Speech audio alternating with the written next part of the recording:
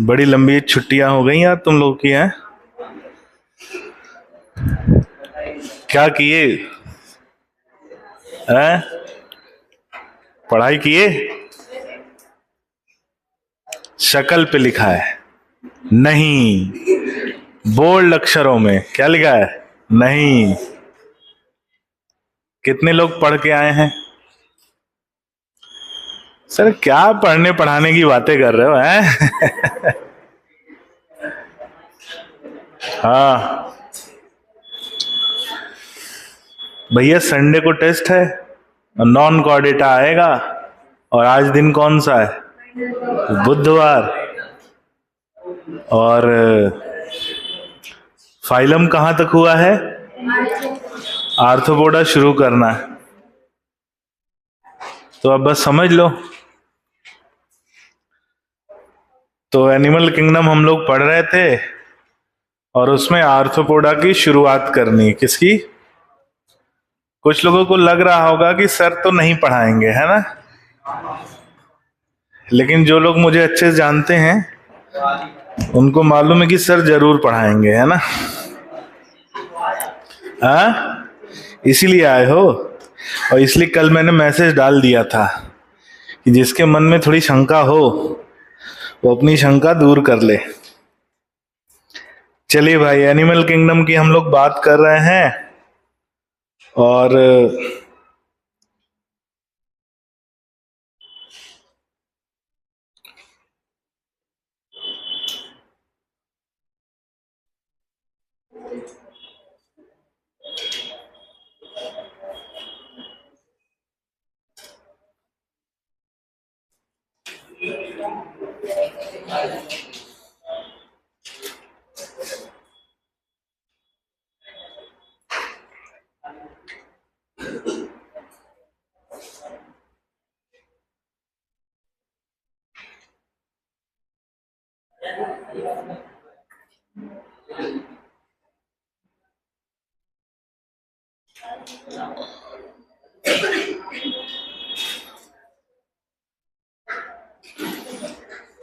बहुत ही शानदार ये फाइलम है।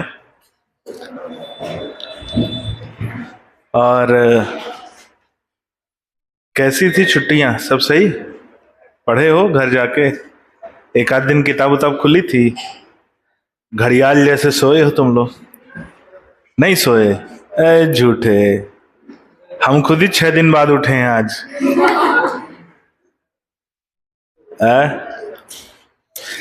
मतलब मैं लिटरली बताऊं, मैं तो खूब सोया हूं।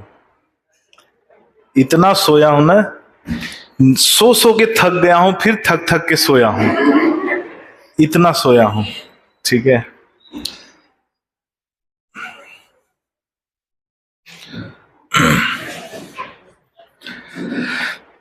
सॉरी।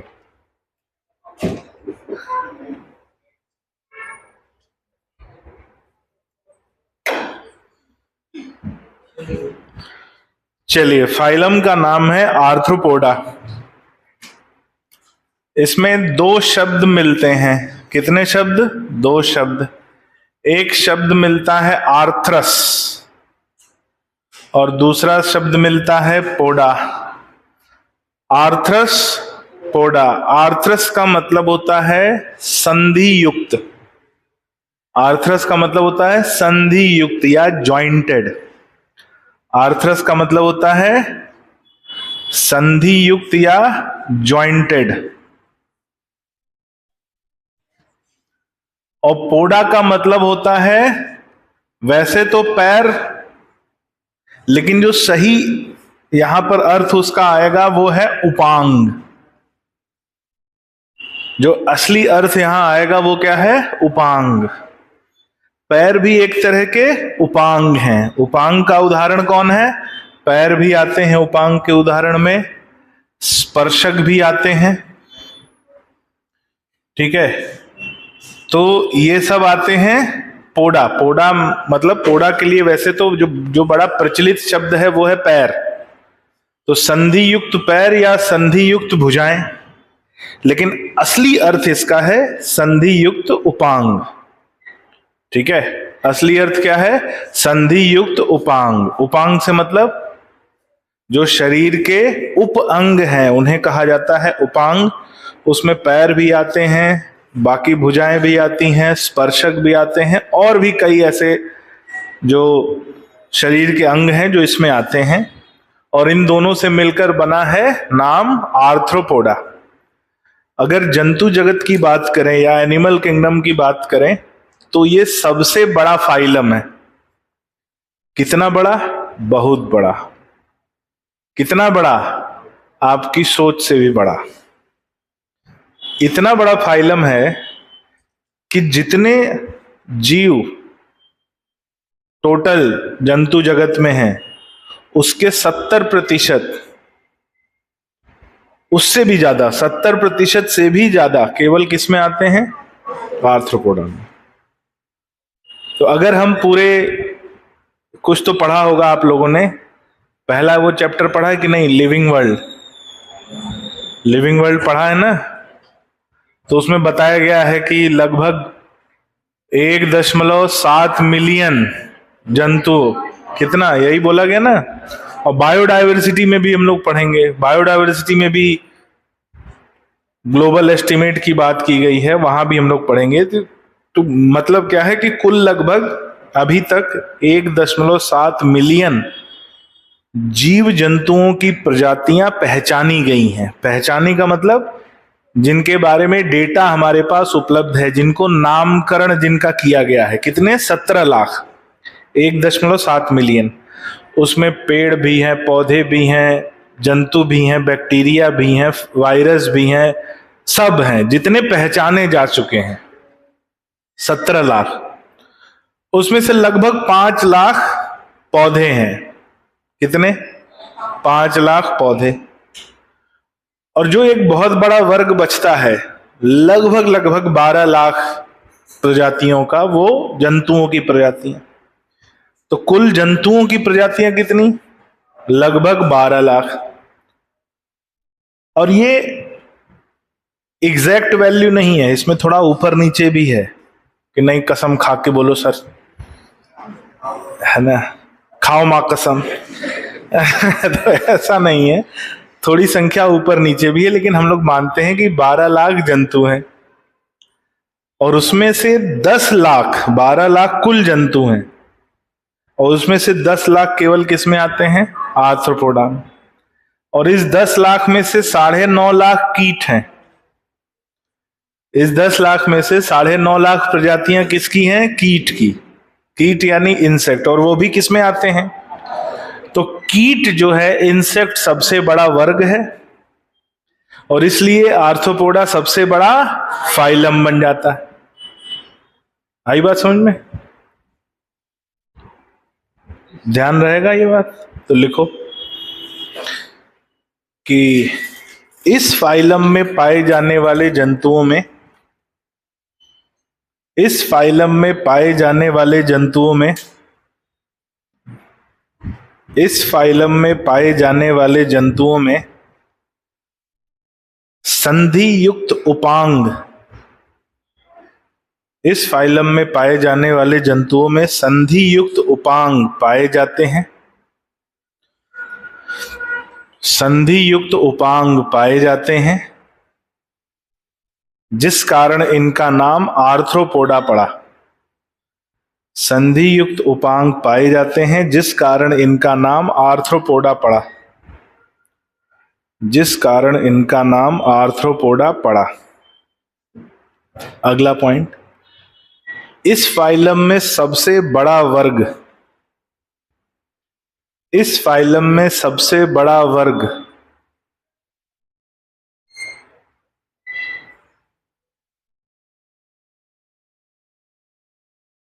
इस फाइलम में सबसे बड़ा वर्ग कीट वर्ग पाया जाता है। सबसे बड़ा वर्ग कीट वर्ग पाया जाता है।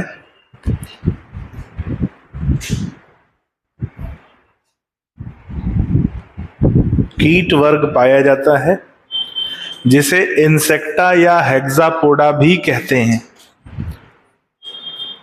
जिसे इंसेक्टा या हेक्सापोडा भी कहते हैं। इंसेक्टा या हेक्सापोडा भी कहते हैं। क्या कहते हैं? इंसेक्टा या हेक्सापोडा, जिसे इंसेक्टा या हेक्सापोडा भी कहते हैं। अगला पॉइंट, इस कारण आर्थ्रोपोडा सबसे बड़ा फाइलम है। इस कारण आर्थ्रोपोडा सबसे बड़ा फाइलम है। इस कारण आर्थ्रोपोडा सबसे बड़ा फाइलम है। सबसे बड़ा फाइलम है। अगला पॉइंट 10 स्टार लगा के लिखना। इस फाइलम में सभी जंतुओं से, या इस फाइलम में सभी जंतुओं में से, इस फाइलम में सभी जंतुओं में से लगभग 2/3 प्रजातियां, इस फाइलम में सभी जंतुओं में से लगभग 2/3 प्रजातियां, लगभग 2/3 प्रजातियां पाई जाती हैं। यानी जंतुओं की जितनी प्रजातियां हैं उसमें से 2/3 प्रजातियां पाई जाती हैं। अगला पॉइंट, इस फाइलम के जीव, इस फाइलम के जीव जलीय आवास में, इस फाइलम के जीव जलीय आवास में, ब्रैकेट में लिखना, स्वच्छ जल एवं खारे जल, जलीय आवास में, स्वच्छ जल एवं खारे जल, स्वच्छ जल एवं खारे जल, कॉमा, स्थलीय आवास में, स्थलीय आवास में,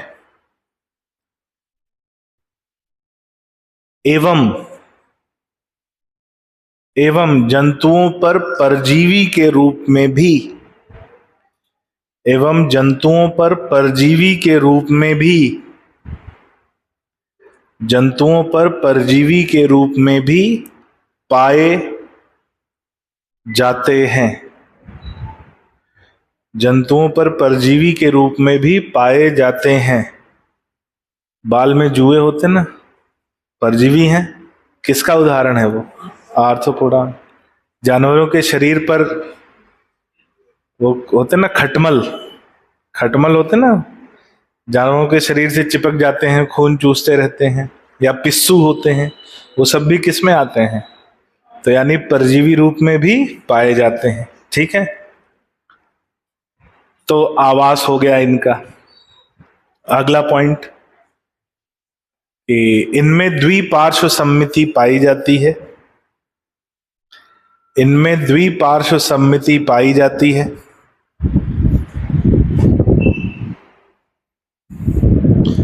इनमें द्विपार्श्व सम्मिति पाई जाती है। अगला पॉइंट, ये त्रिस्तरीय होते हैं। इनमें द्विपार्श्व सम्मिति पाई जाती है, ये त्रिस्तरीय होते हैं। क्या होते हैं? त्रिस्तरीय। त्रिस्तरीय यानी ट्रिप्लोब्लास्टिक। अगला पॉइंट, अंग तंत्र स्तर का संगठन। अंग तंत्र स्तर का संगठन, अंग तंत्र स्तर का संगठन पाया जाता है। अंग तंत्र स्तर का संगठन पाया जाता है। किस स्तर का संगठन? अंग तंत्र स्तर का संगठन पाया जाता है। अगला पॉइंट, इनके शरीर में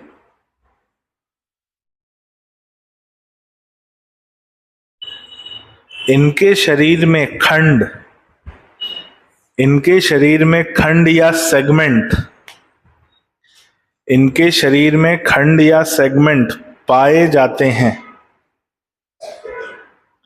खंड या सेगमेंट पाए जाते हैं।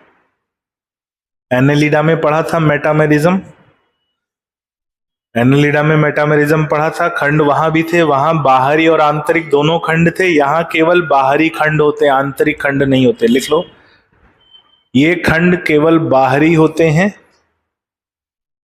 ये खंड केवल बाहरी होते हैं तथा आंतरिक रूप में नहीं पाए जाते। ये खंड केवल बाहरी होते हैं तथा आंतरिक रूप में नहीं पाए जाते, तथा आंतरिक रूप में नहीं पाए जाते।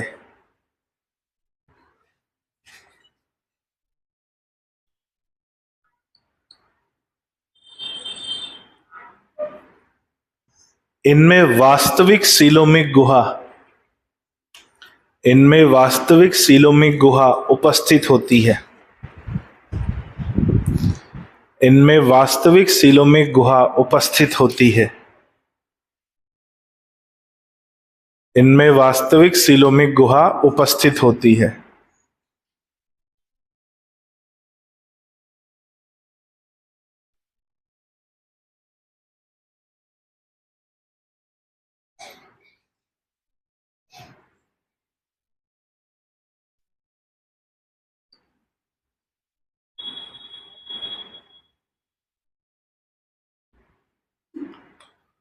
वास्तविक सीलोमिक गुहा उपस्थित होती है। एक केवल सांकेतिक रूप में इनका डायग्राम बना रहा हूं जिससे कि आप समझ पाओ। जैसे मान लो ये कोई भी कीट है, ऐसा नहीं बोल रहा हूं कि कॉकरोच है, कोई भी कीट मान लो, आप ऐसे उसके ऊपर ऐसे चढ़ जाओ, पैर से दबा दो ऐसे, है ना, तो पट्ट से आवाज आती है, आती कि नहीं? कॉकरोच, कॉकरोच पे भी आती है। तो वो जो आवाज आती है वो उसके बाह्य कवच के टूटने की आवाज होती है। किसके टूटने की? बाह्य कवच के टूटने की। इनके शरीर में बाह्य कंकाल पाया जाता है जो कवच के रूप में होता है, और वो बाह्य कंकाल काइटिनस यानी काइटिन का बना होता है। किसका बना होता है? काइटिनस, काइटिन का बना होता है। और वो जो बाह्य कवच होता है या जो बाह्य कंकाल है, ये निर्जीव संरचना है। कैसी संरचना है? निर्जीव। तो निर्जीव संरचना है तो उसके आकार में वृद्धि नहीं होती। जैसे आपके जूते हैं, पैर में जूते पहने हो तो शरीर, पैर का आकार बढ़ता है तो क्या जूते का भी आकार बढ़ता है? तो एक टाइम के बाद जूते छोटे हो जाते हैं, फिर अपन पुराने जूते फेंक के नए वाले पहन लेते हैं, ऐसा करते हैं ना। तो ऐसे ही ये क्या करते हैं, जब इनके शरीर का आकार बढ़ता है तो ये पुराने कवच को त्यागते हैं और नया कवच विकसित कर लेते हैं। पुराने बाह्य कंकाल को त्यागते हैं और नया बाह्य कंकाल बना लेते हैं, और उस घटना को एग्डाइसिस या मोल्टिंग कहा जाता है। क्या कहा जाता है? एग्डाइसिस या मोल्टिंग। ये बात हम लोग नोट करेंगे, दो तीन पॉइंट है। तो लिखो, इनके शरीर का बाह्य कंकाल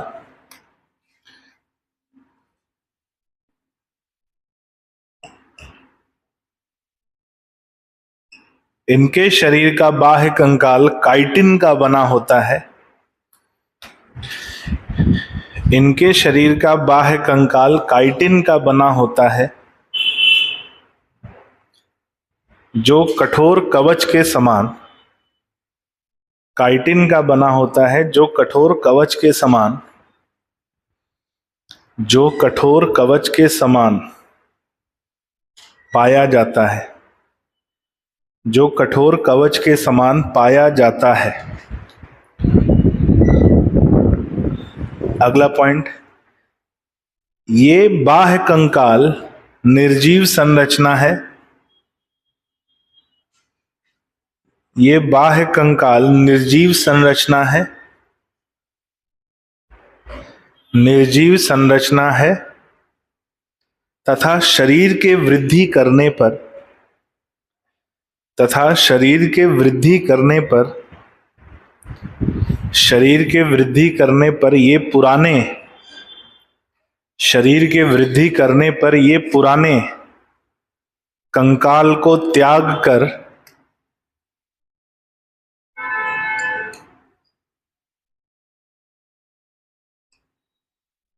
ये पुराने कंकाल को त्याग कर नया बाह्य कंकाल, ये पुराने कंकाल को त्याग कर नया बाह्य कंकाल विकसित कर लेते हैं।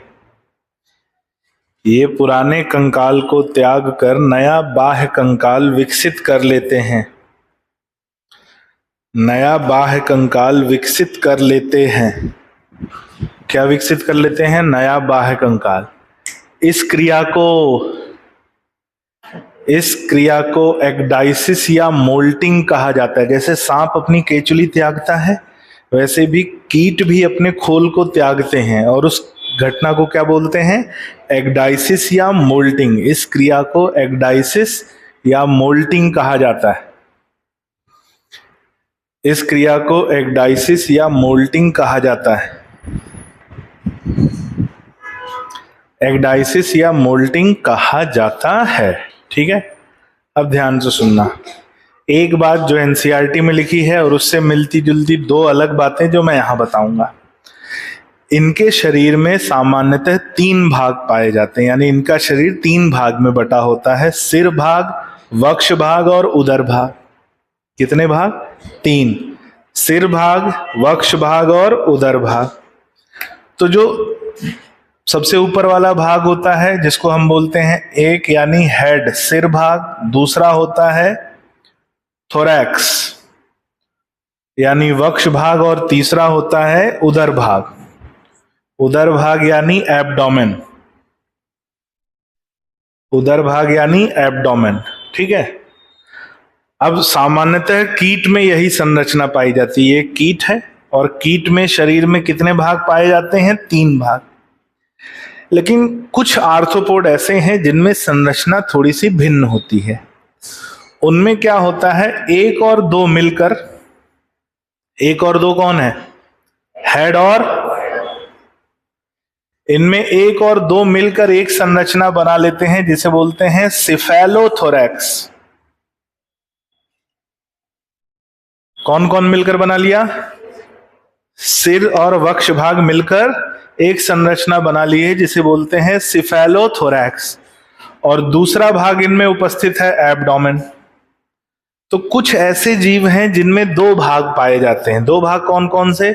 सिफेलोथोरैक्स और एब्डोमेन। अब ये किस में मिलता है? ये मिलता है झींगे में, प्रॉन। किस में मिलता है? झींगे में। झींगे में क्या होता है? सिर और वक्ष भाग एक कवच के रूप में बन जाता है जिसे कहते हैं सिफेलोथोरैक्स, और उदर भाग ऐसे। तो इसमें 2 भाग पाए जाते हैं। कीटों में कितने? कीट में 3 भाग होते हैं। प्रॉन में कितने होते हैं? 2। लेकिन कुछ ऐसे भी हैं जिनमें 2 और 3 जुड़ जाते हैं। अब 1 हो गया हेड, और 2 और 3 जुड़ के बना लेते हैं ट्रंक। क्या बना लेते हैं? ट्रंक। तो 3 तरह की संरचना दिख रही है हमें। एक जिसमें 3 भाग पाए जाते हैं, उसका उदाहरण कीट। दूसरा जिसमें सिर और वक्ष भाग जुड़कर एक कवच बना लेता है और उदर भाग पाए जाता है, यानी 2 भाग पाए जाते हैं, वो क्या है? प्रॉन। तीसरा है सिर अलग होता है और वक्ष और उदर भाग जुड़कर एक भाग बना लेते हैं जिसे बोलते हैं ट्रंक, या इसे कैरापेस भी कहा जाता है। और ये हमें मिलता है मकड़ी में। किसमें मिलता है? मकड़ी में। तो 3 तरह की शारीरिक संरचना हमें इनकी दिखाई देती है। आई बात समझ में? एनसीईआरटी में केवल इसका नाम लिखा है, लेकिन फोटो में ये भी बना है। फोटो में बना है ना, देखो एनसीईआरटी जरा। तो इसका जो आंख और सिर वाला भाग देख रहे हो, एक भाग दिख रहा है। ऐसा आपको अगर याद आ रहा होगा,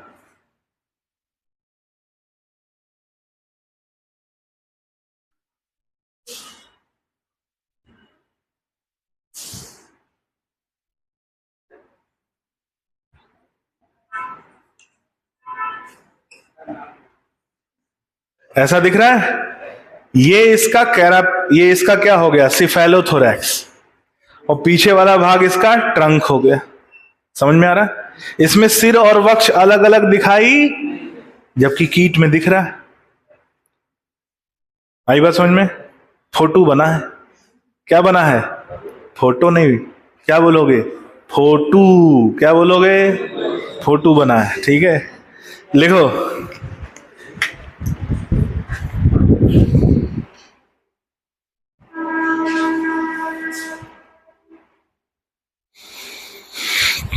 इनके शरीर में सामान्यतः 3 भाग पाए जाते हैं। इनके शरीर में सामान्यतः 3 भाग पाए जाते हैं। इनके शरीर में सामान्यतः 3 भाग पाए जाते हैं। कितने भाग? 3 भाग। सिर, वक्ष और उदर भाग। सिर, वक्ष और उदर भाग। सिर, वक्ष और उदर भाग। हेड, थोरैक्स और एब्डोमेन। उदाहरण कीट। उदाहरण लिख लो, कीट। सिर, वक्ष और उदर भाग, उदाहरण लिख लो, कीट। अगला पॉइंट, कुछ जीव जैसे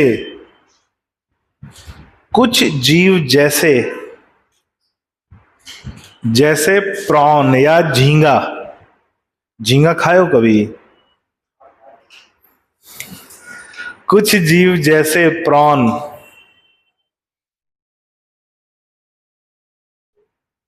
तुम लोग किसी ने प्रॉन नहीं खाया है? अरे बहुत टेस्टी होता है भाई। अरे समुद्र वाले प्रॉन की बात कर रहे हैं। कौन से समुद्र वाले? ये नदी वाले, नाले वाले प्रॉन की बात नहीं कर रहे हैं। ऐसा थोड़ी है, झींगा झींगा होता है। समुद्र का प्रॉन लाओ।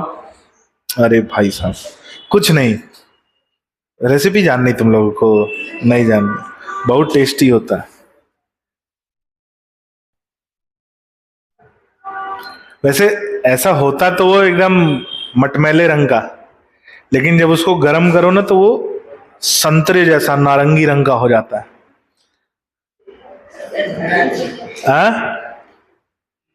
उसमें कुछ कुछ तो रिएक्शन होता है उसका, ऐसे देखने में ना एकदम जैसे मटमैला रंग होता है ना, ग्रे कलर है ना, वैसा होता है। लेकिन जैसे उसको गर्म करोगे ना, एकदम नारंगी और सफेद, संतरे के जैसा रंग। सुन बे, अभी 10 साल बाद जब हो जाए ना, सब प्रॉन खाते दिखोगे मुझको, है ना? 10 साल बाद बात करेंगे, ठीक? ओ आई लव प्रॉन, है ना, ऐसे ही बोलोगे, है ना? 10 साल बाद यही बोलोगे। 10 साल बाद मतलब एमबीबीएस कर लो, है ना, पीजी यूजी कर लो, कहीं डॉक्टर बन जाओगे। कहीं तुमको अगर बढ़िया एक जगह 5 स्टार में कहीं कोई कॉन्फ्रेंस वॉन्फ्रेंस में बुलाएगा ना, तो वहां खाने में पहले देखोगे यही प्रॉन है कि नहीं है। प्रॉन नहीं है यार, ये सब पाखंड तुम्हारा छूट जाएगा यहीं, है ना? नहीं छूटेगा। शर्त लगा लो, आ जाओ, आ जाओ, कितने की लगा, आ जाओ। हाँ, शर्त लगा लो। कितने लोग हो शाकाहारी तुम लोगों में से? कितने लोग शाकाहारी हो? अभी गिनवाए हम तुम लोग को, है? पंडित जी बैठी हैं, नमस्ते। अरे एक एक पंडित जी को हमने देखा है ना।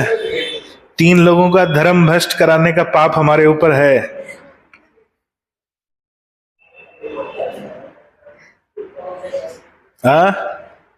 बैरागी जी, चलता है कि नहीं? नहीं चलता, दौड़ता है। अरे परसों सावन खत्म हो गया भाई। हाँ बेटा, खाएगी? लिखना कैसे लिखना है बता रहे हैं। क्या लिखा हमने? कुछ जीव जैसे झींगे में या कुछ जीव जैसे प्रॉन में सिर और वक्ष भाग जुड़कर, प्रॉन में सिर और वक्ष भाग जुड़कर, सिर और वक्ष भाग जुड़कर एक संरचना बना लेते हैं। सिर और वक्ष भाग जुड़कर एक संरचना बना लेते हैं। सिर और वक्ष भाग जुड़कर एक संरचना बना लेते हैं जिसे सिफेलोथोरैक्स, जिसे सिफेलोथोरैक्स कहा जाता है, जिसे सिफेलोथोरैक्स कहा जाता है, जिसे सिफेलोथोरैक्स कहा जाता है। अगला पॉइंट, कुछ अन्य जीव जैसे मकड़ी में, कुछ अन्य जीव जैसे मकड़ी नहीं, बट मकड़ी कहाँ से आ गया? केकड़े में। कुछ अन्य जीव जैसे केकड़े में, क्रैब, वो भी वैसे नारंगी हो जाता है ना। लिखो, कुछ जीव जैसे केकड़े में वक्ष और उदर भाग, कुछ जीव जैसे केकड़े में वक्ष और उदर भाग, वक्ष और उदर भाग जुड़कर, वक्ष और उदर भाग जुड़कर एक संरचना बनाते हैं जिसे ट्रंक कहते हैं। एक संरचना बनाते हैं जिसे ट्रंक कहते हैं, जिसे ट्रंक कहते हैं। क्या कहते हैं? ट्रंक। अगला पॉइंट, संधि युक्त उपांग में, संधि युक्त उपांग में, संधि युक्त उपांग में भुजाएं, संधि युक्त उपांग में भुजाएं स्पर्शक, भुजाएं स्पर्शक एवं कुछ अन्य संरचनाएं भी पाई जाती हैं। भुजाएं स्पर्शक एवं कुछ अन्य संरचनाएं भी पाई जाती हैं। भुजाएं स्पर्शक एवं कुछ अन्य संरचनाएं भी पाई जाती हैं। कुछ अन्य संरचनाएं भी पाई जाती हैं। अगला पॉइंट, आहार नाल पूर्ण होता है, आहार नाल पूर्ण होता है।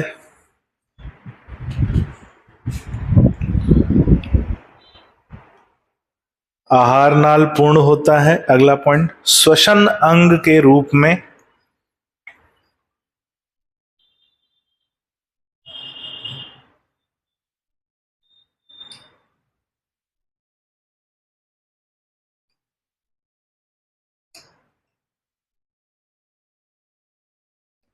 श्वसन अंग के रूप में trachea, lungs, book lungs, gills, book gills इत्यादि, trachea, lungs, book lungs, gills, book gills इत्यादि पाए जाते हैं। बुक गिल्स इत्यादि पाए जाते हैं। किस रूप में पाए जाते हैं ये? श्वसन अंग के रूप में। जो जलीय हैं उनमें गिल्स या बुक गिल्स मिलेंगे, जो स्थलीय है उनमें लंग्स, बुक लंग्स या ट्रैकिया मिलेंगे। अगला पॉइंट, परिसंचरण, परिसंचरण, परिसंचरण।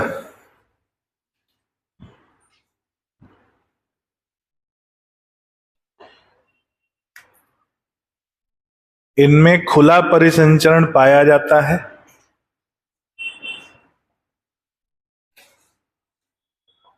इनमें खुला परिसंचरण पाया जाता है।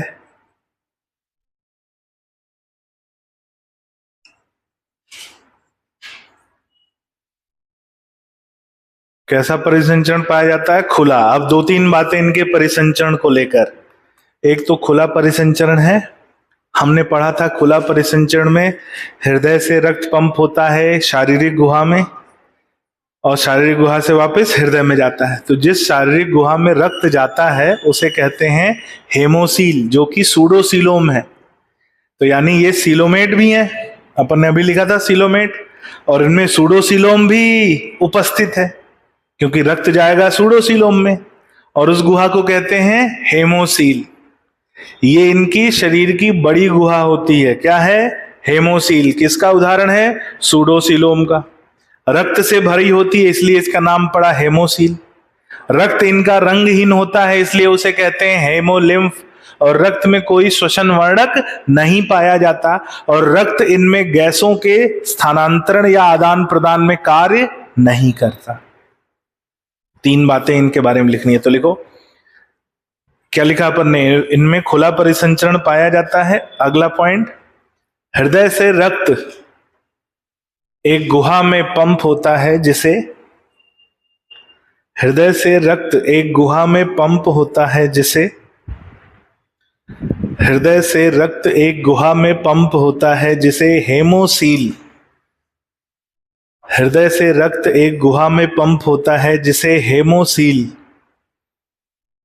एक गुहा में पंप होता है जिसे हेमोसील, जिसे हेमोसील कहते हैं।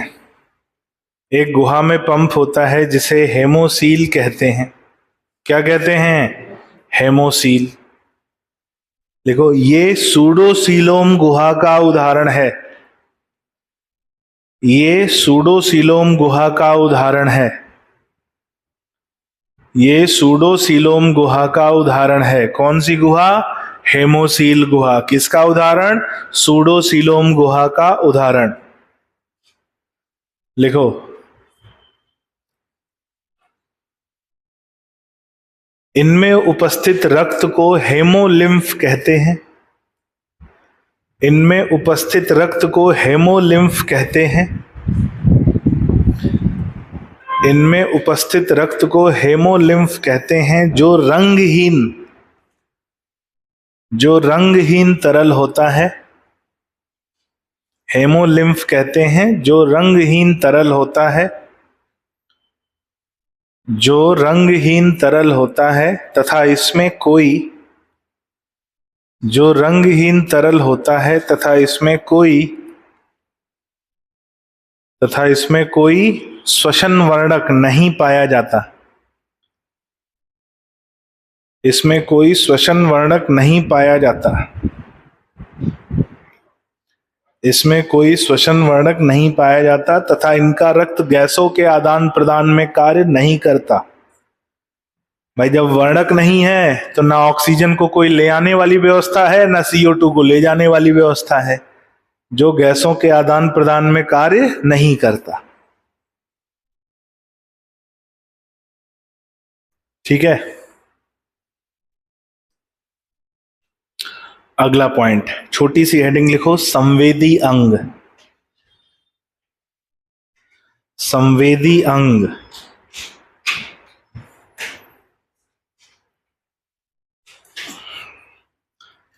इसको मिटा दें।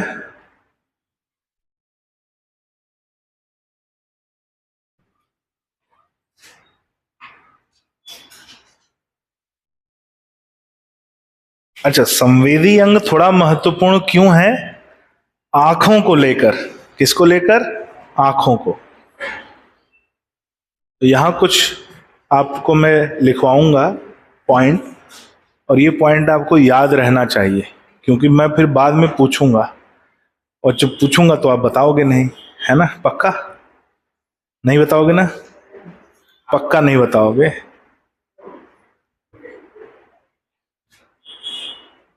नहीं बताओगे?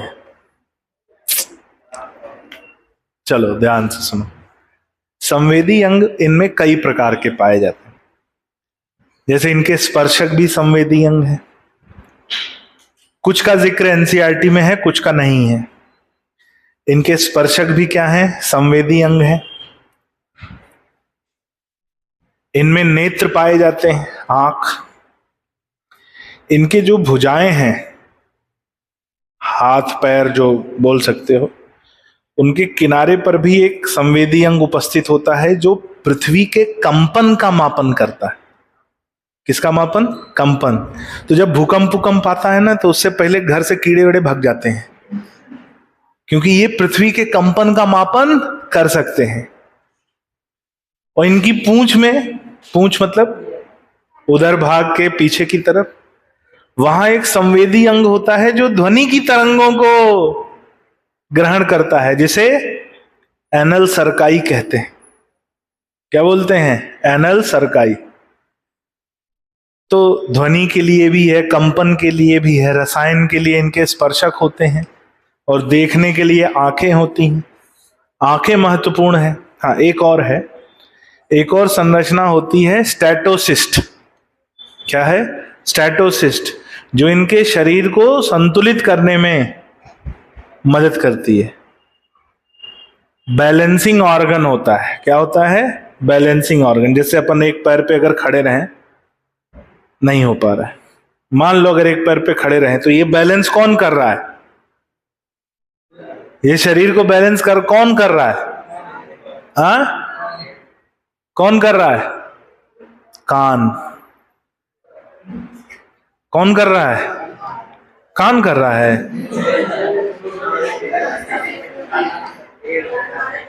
किसको किसको लगता है कान कर रहा है? जरा हाथ ऊपर करो। कान ही कर रहा है। ठीक है बेटा, कान ही शरीर का संतुलन करता है। कान का मुख्य कार्य है शरीर की स्थिति को संतुलित करना। सुनना तो उसका सहायक कार्य है, श्रवण क्षमता उसका सहायक कार्य है। मेन काम क्या है? शरीर को संतुलित करना। मानोगे कि नहीं मानोगे? नहीं मानो मत मानो, जो मन में आए वो लिखो। जब नंबर कट जाएगा फिर खुद ही मान लोगे। एक ही तरीका है, जिसको जो ना माने उसको हम ऐसे उल्टा लटका देते हैं, फिर उसको समझ में आ जाता है। समझना है? मान लिए मेरी बात? हाँ। और कौन नहीं मान रहा भाई? इधर नहीं, बैरागी को हम नहीं पलट पाएंगे, उसके लिए किरान मंगानी पड़ेगी। किरान, क्रेन, वो इंसानों को बस का नहीं है। तो ये बात हो गई संवेदी अंग को लेकर। तो लिखो कि इनमें संवेदी अंग के रूप में, इनमें संवेदी अंग के रूप में स्पर्शक, इनमें संवेदी अंग के रूप में, पहला पॉइंट लिखना स्पर्शक, संवेदी अंग के रूप में पहला पॉइंट टेंटिकल्स, टेंटिकल्स या स्पर्शक किसके लिए संवेदी हैं? रसायन के लिए। और किसके लिए? स्पर्श के लिए।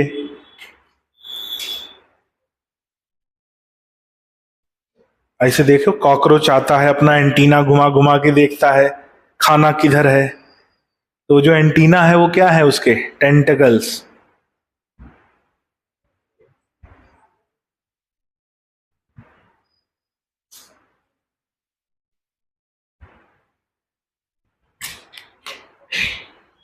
ठीक है।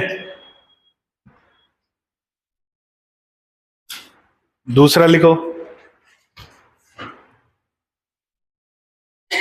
एनल सर्काई, ध्वनि के लिए। एनल सर्काई ध्वनि के लिए। एनल सर्काई संवेदी अंग है किसके लिए? ध्वनि के लिए।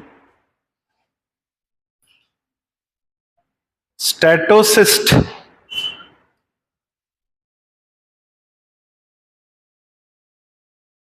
स्टेटोसिस्ट शरीर के संतुलन के लिए। स्टेटोसिस्ट शरीर के संतुलन के लिए। स्टेटोसिस्ट शरीर के संतुलन के लिए।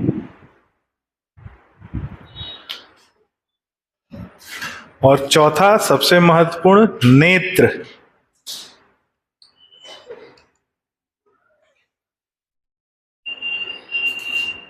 दृष्टि के लिए। नेत्र दृष्टि के लिए। आंख किसके लिए भाई? हाँ, दृष्टि देखने के लिए। ठीक है। अब लिखो, नेत्र दो प्रकार के पाए जाते हैं।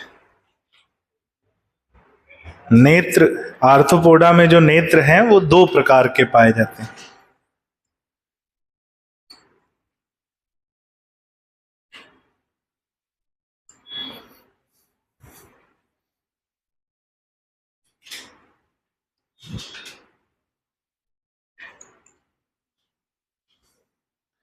नेत्र दो प्रकार के पाए जाते हैं। एक होते हैं सरल नेत्र या सिंपल आई, और दूसरा संयुक्त नेत्र या कंपाउंड आई। कौन कौन से? सरल या सिंपल आई, और दूसरा संयुक्त या कंपाउंड आई। अब समझिए इसको, मतलब क्या है।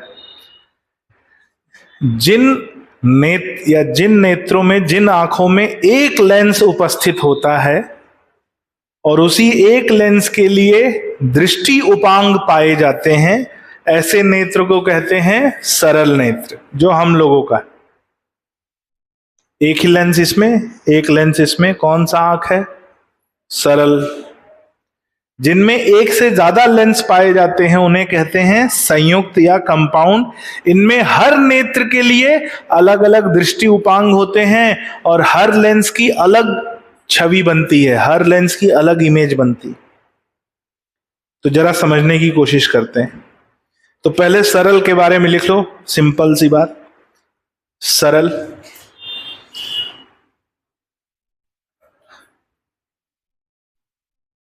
इनमें प्रत्येक नेत्र में, इनमें प्रत्येक नेत्र में,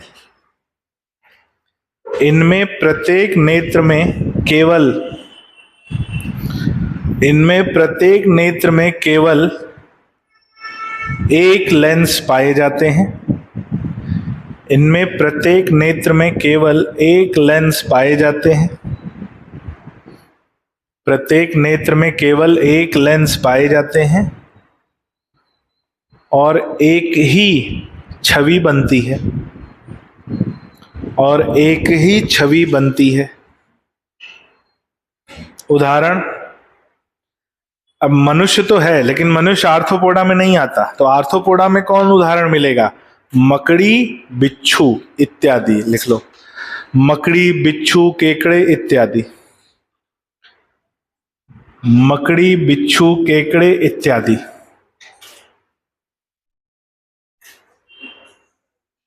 ठीक है। दूसरा लिखो संयुक्त नेत्र।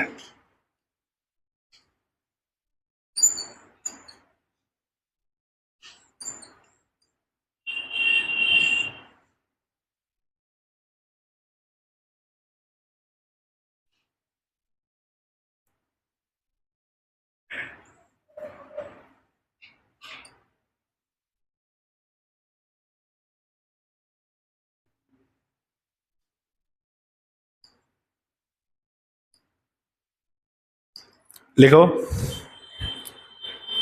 इनमें प्रत्येक नेत्र में एक से अधिक लेंस पाए जाते हैं। इनमें प्रत्येक नेत्र में एक से अधिक लेंस पाए जाते हैं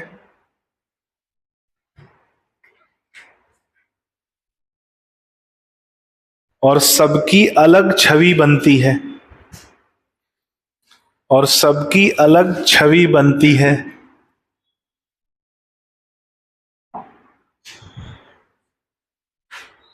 लिखो, ये लेंस हेक्सागोनल होते हैं। क्या बोलते हैं इसको हिंदी में? हिंदी में क्या बोलेंगे? हाँ हाँ, वही। ये लेंस हेक्सागोनल होते हैं, हेक्सागोनल होते हैं, जिन्हें ओमाटीडिया कहा जाता है, जिन्हें ओमाटीडिया कहा जाता है।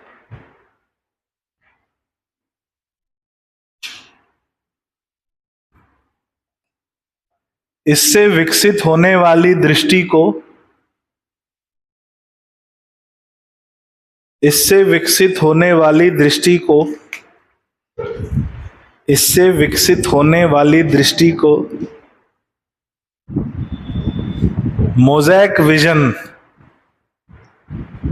या मोज़ैक दृष्टि कहते हैं। इससे विकसित होने वाली दृष्टि को मोज़ैक दृष्टि कहते हैं। अब मोज़ैक दृष्टि क्या है? जैसे मान लो एक आंख में 1000 ओमाटीडिया हैं, तो 1000 छवि बनेगी, तो सब जिस ओमाटीडिया के सामने जो भाग होगा उसकी वो छवि बनाएगा। तो इनमें क्या होता है, जो इमेज बनती है वो साफ नहीं बनती, लेकिन संवेदनशीलता अधिक होती है। क्या अधिक होती है? संवेदनशीलता। जैसे आप मक्खी को देखो, मक्खी यहां बैठी है कहीं, आप उसको मारने जाओगे ना, मारने से पहले ही उड़ जाएगी जल्दी। उसमें ओमाटीडिया की संख्या ज्यादा होती है, तो जितने ज्यादा ओमाटीडिया उतनी ज्यादा संवेदनशीलता। मच्छर में कम होते, मच्छर मर जाता है। ठीक है, मच्छर को ऐसे पकड़ लो, मार लो, उसमें ओमाटीडिया कम होते हैं। मक्खी में एक आंख में 4000 ओमाटीडिया पाए जाते हैं। मच्छर में इसकी संख्या 1000 के लगभग, यानी उसकी संवेदनशीलता कम है। कॉकरोच में 2000 ओमाटिडिया प्रति नेत्र पाए जाते हैं। तो जहां भी ये ओमाटिडिया जितने ज्यादा होंगे संवेदनशीलता उतनी ज्यादा होगी। तो अगर इसकी तुलना करें सरल नेत्र से तो इसका रिजोल्यूशन कम होता है। रिजोल्यूशन जानते हो, यूट्यूब पे वीडियो देखते हो, वो आता ना 420, 720, 480, 720 पिक्सल, पिक्सल है ना, उसी को रिजोल्यूशन बोलते हैं। तो इनका रिजोल्यूशन कम होता है लेकिन संवेदनशीलता अधिक होती है। तो लिखो संयुक्त नेत्र, संयुक्त नेत्र का रिजोल्यूशन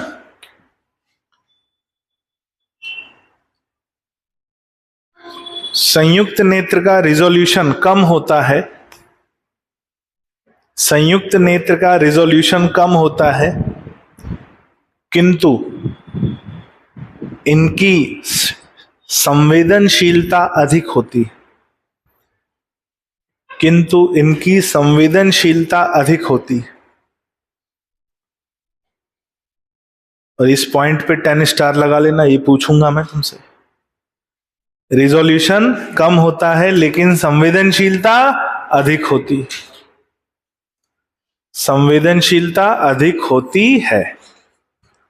अब अगला पॉइंट आता है।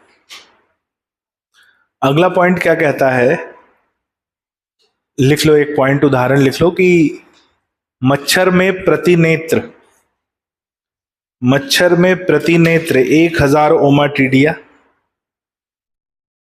मच्छर में प्रति नेत्र 1000 ओमाटिडिया, मच्छर में प्रति नेत्र 1000 ओमाटिडिया, कॉमा, मच्छर में प्रति नेत्र 1000 ओमाटिडिया, कॉमा, कॉकरोच में 2000 ओमाटिडिया प्रति नेत्र, कॉकरोच में 2000 ओमाटिडिया प्रति नेत्र,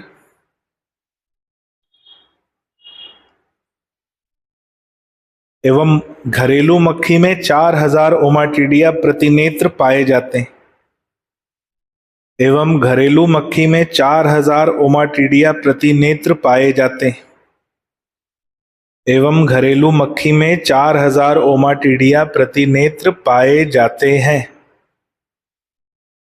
कितने ओमाटिडिया? 4000 ओमाटिडिया प्रति नेत्र पाए जाते हैं। ये बात किसकी हो गई? ओमाटिडिया से संबंधित, आंखों को लेकर और कौन से नेत्र को लेकर? संयुक्त नेत्र। आगे बढ़ते हैं।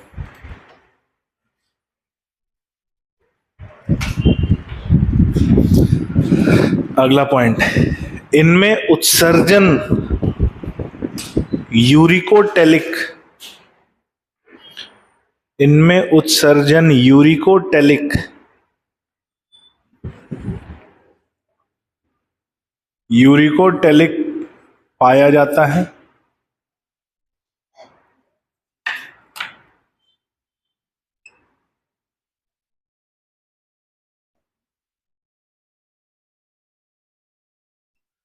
तथा उत्सर्जी अंग के रूप में, इनमें उत्सर्जन यूरिकोटेलिक पाया जाता है तथा उत्सर्जी अंग के रूप में मालपीजियन नलिकाएं, उत्सर्जी अंग के रूप में मालपीजियन नलिकाएं, उत्सर्जी अंग के रूप में मालपीजियन नलिकाएं पाई जाती हैं, उत्सर्जी अंग के रूप में मालपीजियन नलिकाएं पाई जाती हैं।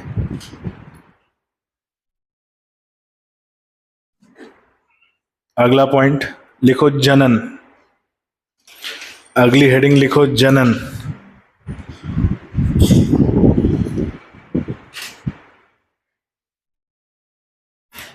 स्टार लगा के लिखना। इस फाइलम के अधिकांश जीव, और अधिकांश को अंडरलाइन कर लेना, इस फाइलम के अधिकांश जीव, इस फाइलम के अधिकांश जीव एक लिंगी होते हैं, इस फाइलम के अधिकांश जीव एक लिंगी होते हैं, एक लिंगी होते हैं। यानी कुछ ऐसे भी होंगे जो द्विलिंगी होंगे, उनका जिक्र हमें नहीं करना, हमें अधिकांश की बात करेंगे। अधिकांश जो है वो एक लिंगी है। अगला पॉइंट, इनमें आंतरिक निषेचन पाया जाता है। इनमें आंतरिक निषेचन पाया जाता है।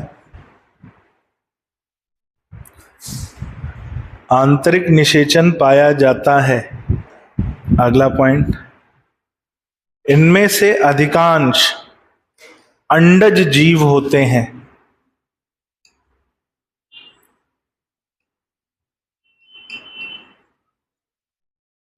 इनमें से अधिकांश अंडज जीव होते हैं। अंडज मतलब अंडे देने वाले। इनमें से अधिकांश अंडज जीव होते हैं। अगला पॉइंट, प्रत्यक्ष या अप्रत्यक्ष विकास। प्रत्यक्ष या अप्रत्यक्ष विकास पाया जाता है। प्रत्यक्ष या अप्रत्यक्ष विकास पाया जाता है। प्रत्यक्ष या अप्रत्यक्ष विकास पाया जाता है। प्रत्यक्ष या अप्रत्यक्ष विकास पाया जाता है। ठीक है।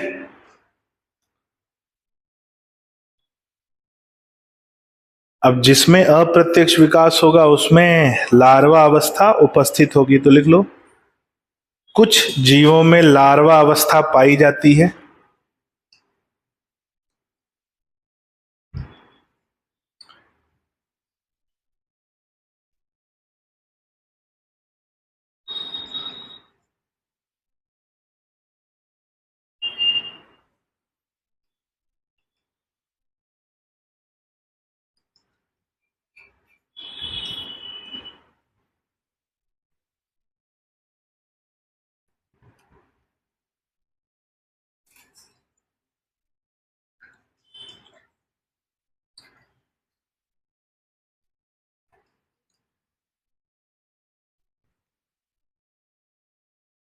कुछ, क्या बोला, कुछ जीवों में लार्वा अवस्था पाई जाती है। कुछ उदाहरण यहां है, बटरफ्लाई में लार्वा पाया जाता है, कैटरपिलर, हाउस फ्लाई में मैगट, मॉस्किटो में रिगलर, और कॉकरोच में निम्फ या इमेगो बोलते हैं। कॉकरोच में लार्वा होता है जिसे निम्फ या इमेगो कहा जाता है।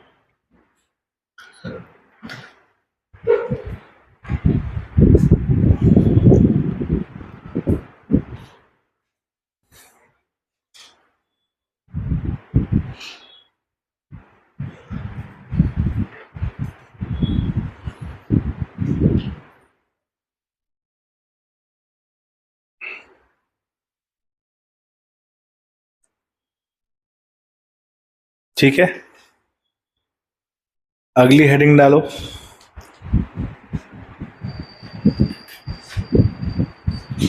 कुछ सामान्य उदाहरण। अगली हेडिंग डालो, कुछ सामान्य उदाहरण।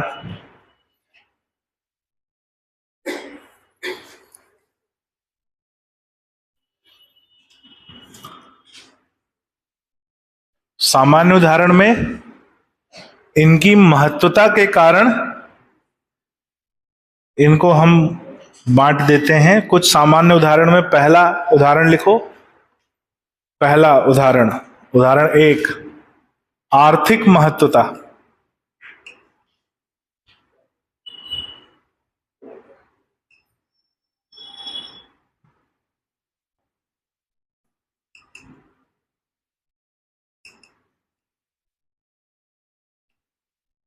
आर्थिक महत्वता, या जिसे हम कहते हैं इकोनॉमिकल इंपॉर्टेंस, जिसमें 3 ऐसे कीट आते हैं। एक आता है एपिस इंडिका। एपिस इंडिका जिसे हम मधुमक्खी कहते हैं, और इससे मिलता है शहद, हनी बी। वैसे तो इसकी 4 प्रजातियां मुख्य रूप से पाई जाती हैं। भारत में जो प्रमुख पाई जाती है वो है एपिस इंडिका। कुल कितनी प्रमुख रूप से हैं? 4। कौन कौन सी? एपिस इंडिका, एपिस डॉर्सेटा, एपिस मलिफेरी और एक और है एपिस फ्लोरिया। 4 प्रजातियां हैं। भारत में जो प्रमुख रूप से पाई जाती है वो है, सबसे जो अधिक मात्रा में जो शहद मिलता है वो मिलता है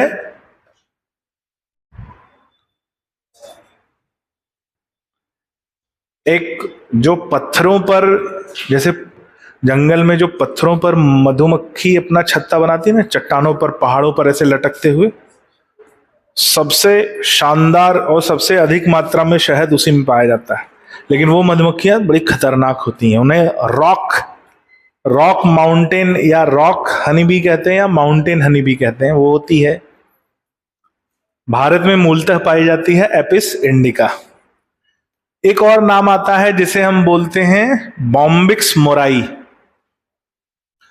बॉम्बिक्स मोराई सुना है? बॉम्बिक्स मोराई जिसे रेशम कीट कहा जाता है, सिल्क वॉर्म, उसका नाम है बेटा बॉम्बिक्स मोराई। इससे मिलता है सिल्क, रेशम मिलता है। कैसे मिलता है? कैसे? नहीं, जब, अच्छा, बॉम्बिक्स मोराई की अगर हम बात करें तो ये केवल शहतूत की पत्तियों को खाते हैं। ये जो कीट है ये केवल किसको खाता है? शहतूत की पत्तियों को। तो जहां रेशम उत्पादन होता है वहां आसपास केवल शहतूत के पेड़ ही लगाए जाते हैं, क्योंकि ये इनको वही पत्तियां खिलाते हैं। तो इनका प्यूपा बनता है। प्यूपा यानी वयस्क और लार्वा के बीच की अवस्था। लार्वा प्यूपा में बदलता है और फिर वयस्क में बदलता है।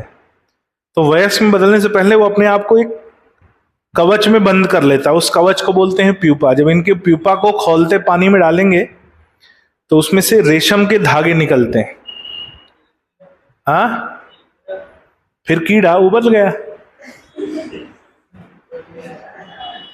तो ये रेशम पहनना इनकी हत्या करके ही पहना जाता है, जीवित नहीं पहन पाते।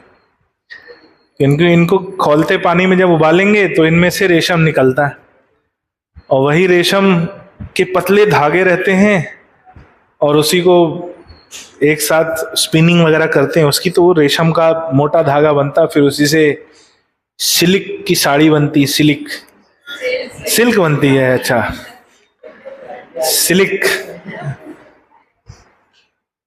सिल्क की साड़ी बनती है, कुर्ता बनता है, शर्ट बनती है ना? नहीं बनती?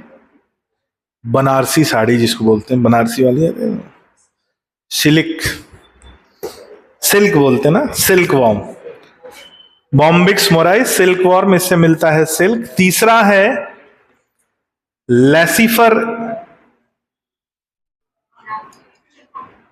Laccifer insect. इससे बनता है लाख जानते हो? वही लाख, वो वाला नहीं। लाख एक पदार्थ बोल सकते हो जो कीट से मिलता है और इससे कंगन वगैरह बनाए जाते हैं। वैसे तो बहुत कुछ बनाया जाता है, ऐसा नहीं। कंगन, लाख से कंगन भी बनाते हैं, चूड़ी भी बनाते हैं, आईना, कांच जो होता है ना, कांच का जो राजा महाराजा के समय में डब्बे वगैरह भी बनाए जाते थे जो आभूषण वगैरह रखने के काम में आते थे, वो भी लाख का बनाया जाता था। और जो कांच आईना होता है ना, उसका बॉर्डर भी फ्रेम बनाते थे लाख का। और महाभारत में इसका विवरण है। महाभारत ने, पांडवों ने इसका महल बनाया था जिसमें दुर्योधन, ठीक है, लाख का महल। हाँ, क्या बोलते हैं? हाँ, वही। इतना महाभारत नहीं पढ़े हैं ना, लेकिन बस इतना पढ़े हैं कि हाँ, मतलब कोई आदमी लाख का महल बनाएगा तो ये तो सोचा ही होगा ना कि इसमें आग लग सकती है, इसीलिए बनाया था। अब तुम पेट्रोल टंकी में बत्ती डाल के उससे दिया लगाओ, तो ये तो मालूम ही हो ना भाई वो फटेगा। वो फटेगा तो फिर क्या क्या क्या क्या फटेगा। तो ऐसी सोच, मतलब लाख का महल बनाया, खैर ठीक है। अच्छा महल तो बनाया, उस मालूम था उनको कि आग लगेगी, महल से भागने की व्यवस्था पहले बना ली थी। महल जब पूरा हुआ उससे पहले से सुरंग बना ली थी कि भागेंगे यहां से। वैसे भी जीवन में किसी भी समस्या को सुलझाने के दो तरीके, या तो उस समस्या में भाग लो या तो उस समस्या से भाग लो, है ना। तो लिखो कि लैसिफर इंसेक्ट, इससे लाख प्राप्त होता है जिसका उपयोग आभूषण इत्यादि बनाने में किया जाता है, जिसका उपयोग आभूषण इत्यादि बनाने में किया जाता है। ये बहुत महत्वपूर्ण है, पूछा जाता है भाई। पिछले साल 5 साल में उठा लो तो 5 साल में कम से कम 3 बार इससे क्वेश्चन आया, इन्हीं 3 उदाहरण से।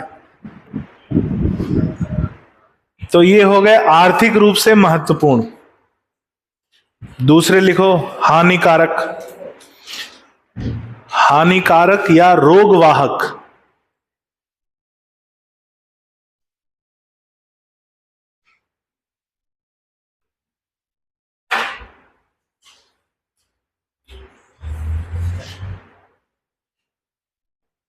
हानिकारक या रोगवाहक। रोगवाहक में एनाफ्लीज मच्छर, हाँ मादा एनाफ्लीज, हाँ एक ही बात है। एनाफ्लीज मच्छर, मलेरिया का रोगवाहक है। दूसरा क्यूलेक्स और तीसरा एडीज इजिप्टी। एडीज इजिप्टी और क्यूलेक्स। क्यूलेक्स किसका रोगवाहक है भाई? क्यूलेक्स किसका रोगवाहक है? हाँ पढ़े लिखे लोग। डेंगू का रोगवाहक कौन है? हाँ? डेंगू का रोगवाहक कौन है? हाँ किसको हुआ था डेंगू? वाह, बड़े शहरों के रोग हो रहे हैं भाई साहब, बड़े शहरों के रोग है ना। देखो रोगों का भी एक वर्गीकरण है, जानते हो कि नहीं? कुछ रोग होते हैं जो गांव में नहीं पाए जाते, जिसमें से एक है डेंगू। सामान्यतः नहीं मिलता, क्योंकि डेंगू जिस मच्छर के काटने से फैलता है वो मच्छर गंदे पानी में रहता है। कहाँ रहता है?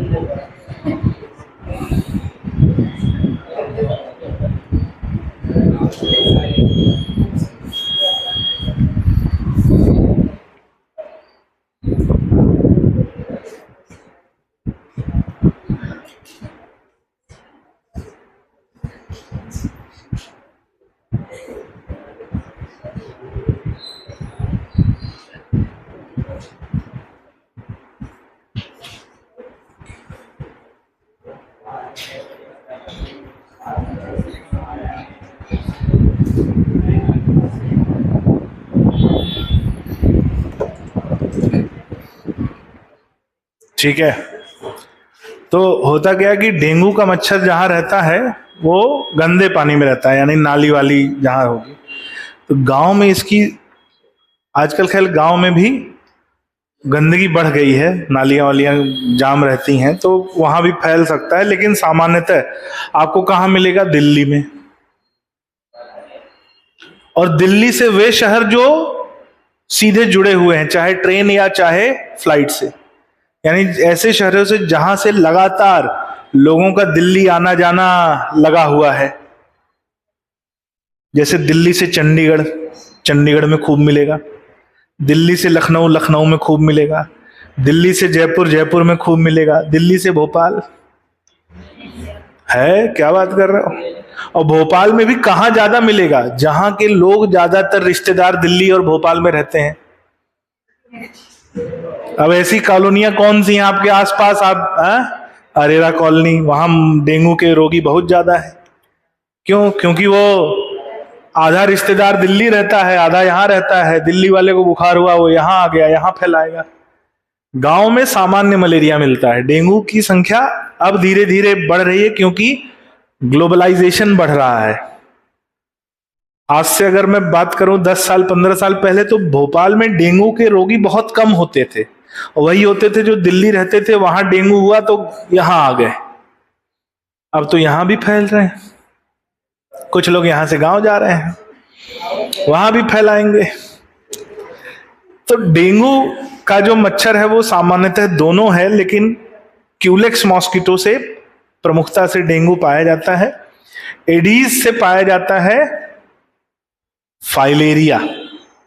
अपन ने पढ़ा था एलिफेंटियासिस वुचरेरिया ब्रैंकोफ्टी। तो उसका वाहक कौन है?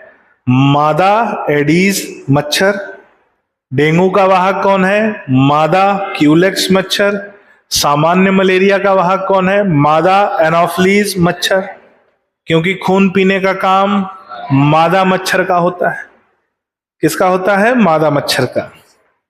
लिख लो, रोगवाहक के रूप में 3 नाम: एनोफ्लीज मच्छर, क्यूलेक्स मच्छर, एडीज मच्छर।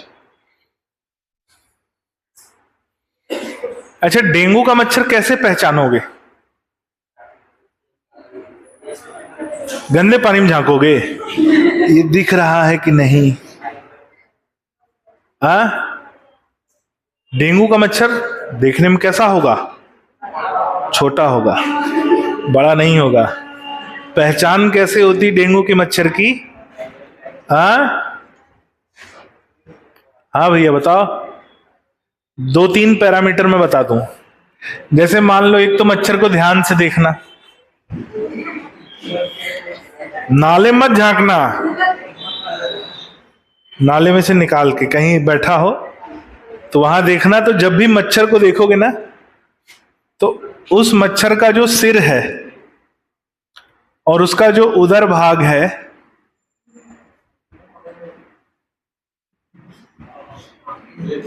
वो सतह के समानांतर होगा।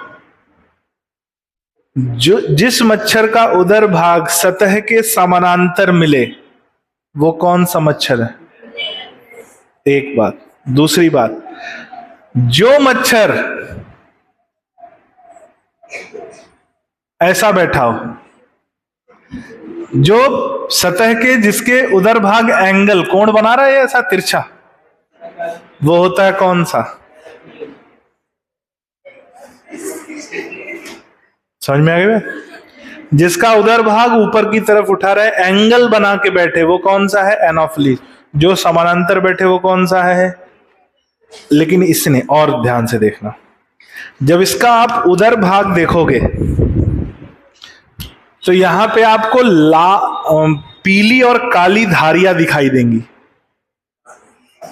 कैसी धारियां? देख लोगे, जब काटेगा देख लेना। पीली और काली धारियां दिखाई देंगी तो समझ जाना वो कौन सा मच्छर है। इसलिए इसे टाइगर मॉस्किटो भी कहते हैं। क्या बोलते हैं? इन दोनों के आकार में ये छोटा होता है, ये वाला बड़ा होता है। तो आसपास अगर आपको ऐसा मच्छर दिखे तो समझ लेना आसपास कौन घूम रहा है? डेंगू घूम रहा है। तो ये हो गया रोगवाहक आर्थ्रोपोड। तीसरा लिखो,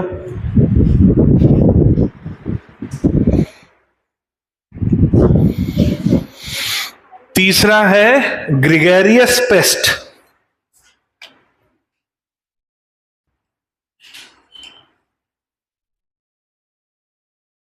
अब यहां 2 बड़े खतरनाक शब्द लिख गया है, एक ग्रेगेरियस और दूसरा पेस्ट। ग्रेगेरियस क्या होता है? समूह में रहने वाले ऐसे जीव जिनमें आपस में समन्वय नहीं होता, उन्हें कहते हैं ग्रेगेरियस। और यदि वे जीव मानव कल्याण के लिए हानिकारक हैं तो उन्हें कहा जाएगा, जैसे समझो घर के आसपास कहीं मधुमक्खी का छत्ता हो या ततैये का छत्ता हो, आप एक पत्थर उठाओ, ऐसे मार दो, कसम से 1 घंटे में फूल जाओगे। ये फूला था क्या? अभी भी फूला है? कब मारे हो? परसों। यहां पे है क्या? इधर? हा, अलग ही तुम्हारे एक गुम्मड़ जैसा नजर आ रहा है।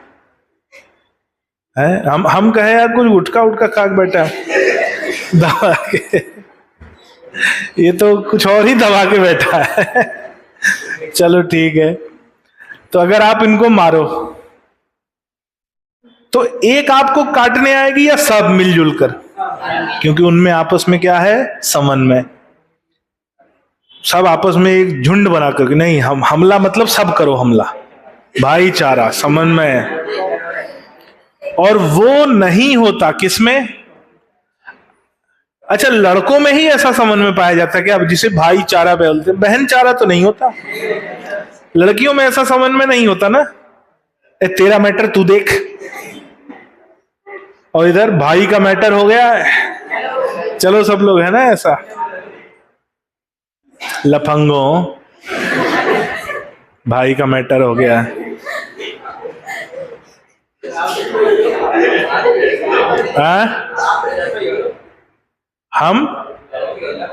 हम नहीं जाते फालतू लोगों के उसमें।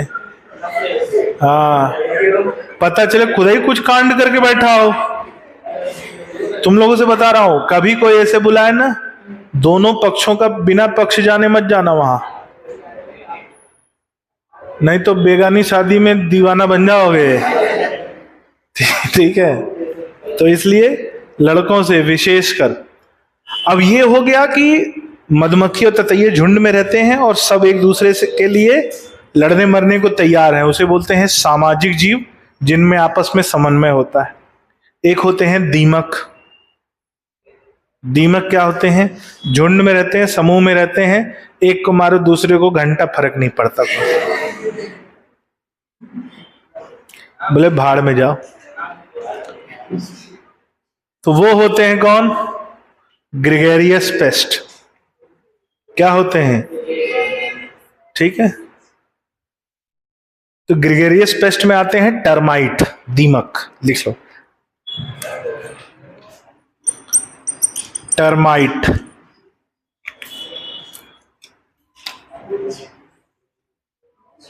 टर्माइट या दीमक।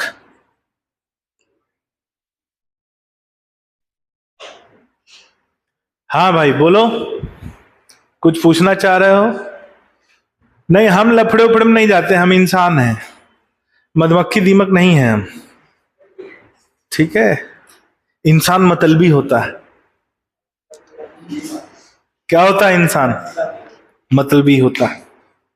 मतलबी होता है, बहुत तुमको स्पेलिंग आती, इधर आओ लिखवाएं तुमसे स्पेलिंग। चलो, ये हो गया ग्रेगरियस पेस्ट। तीसरा आता है लिविंग फॉसिल, जीवित। चौथा जीवित जीवाश्म। चौथा उदाहरण लिखो, जीवित जीवाश्म।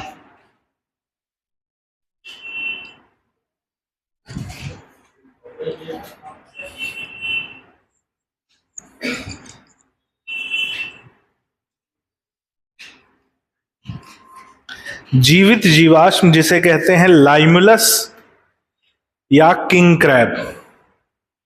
क्या बोलते हैं? देखा कभी लाइमुलस या किंग क्रैब?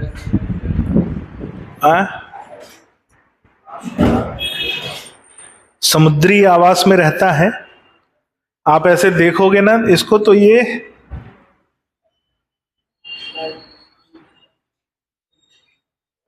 ऐसा दिखेगा।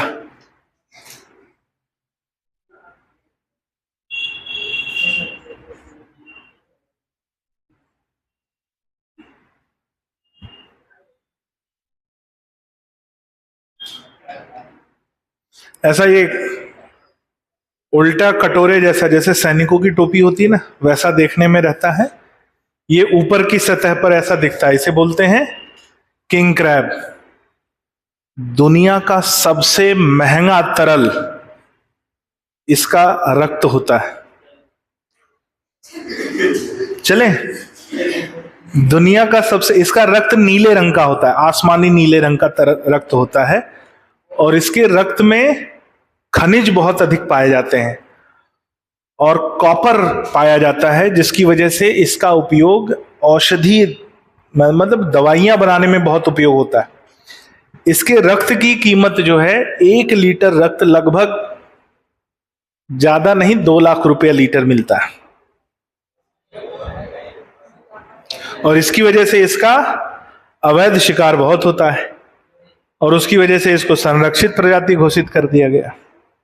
2 लाख प्रति लीटर लेने जाओगे, जमानत 10 लाख में करवानी पड़ेगी, आधा एकड़ चला जाएगा। ठीक है, तो लिविंग फॉसिल, अच्छा लिविंग फॉसिल किसे कहते हैं? लिविंग फॉसिल किसे कहते हैं? ऐसा जीव जिसमें क्रमिक विकास का परिवर्तन ना आया हो उसे लिविंग फॉसिल कहते हैं, यानी उसका जीवाश्म वैसा ही मिलता है जैसा वो आज पाया जाता है, यानी करोड़ों साल पहले भी उसकी संरचना वैसी ही थी, लाखों साल पहले भी वैसी थी, आज भी वैसी ही है, उसमें कोई क्रमिक विकास का परिवर्तन नहीं आया है, और उसे बोलते हैं क्या? लिविंग फॉसिल या जीवित जीवाश्म, जिसमें एक उदाहरण है लाइमुलस, या जिसे कहते हैं किंग क्रैब। यहां खत्म होता है फाइलम आर्थ्रोपोडा। थोड़ा बड़ा फाइलम है, छोटी छोटी बहुत सारी इसमें सूचनाएं हैं, और याद करके कल आएंगे आप लोग, कल हम पूछेंगे, और फिर हमको 2 फाइलम पढ़ाना है। कल कौन सा दिन है? गुरुवार।